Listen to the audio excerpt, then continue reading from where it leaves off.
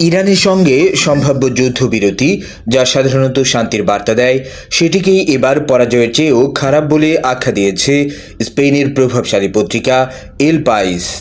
প্রতিবেদন অনুযায়ী এই সংঘাতে যুক্তরাষ্ট্রকে দিতে হয়েছে বড় মূল্য। মিত্রদের সঙ্গে সম্পর্কের টানাপোড়েন, অস্ত্রের মজুদ কমে যাওয়া আর আন্তর্জাতিক অঙ্গনে ভাবমূর্তির ক্ষতি সব মিলিয়ে চাপ বেড়েছে ওয়াশিংটনের উপর। সবচেয়ে বড় প্রশ্ন, এই যুদ্ধবিরতি থেকে আসলে কী পেল যুক্তরাষ্ট্র? বিশ্লেষণে বলা হচ্ছে, কৌশলগতভাবে গুরুত্বপূর্ণ হরমুজ স্ট্রেইট এখনও পুরোপুরি মার্কিন নিয়ন্ত্রণে আসেনি। এমনকি ইরানের পারমাণবিক কর্মসূচিও থামানো যায়নি, যা ছিল এই সংঘাতের অন্যতম প্রধান লক্ষ্য। অন্যদিকে ইরান তুলনামূলকভাবে শক্ত অবস্থানেই আলোচনায় বসেছে।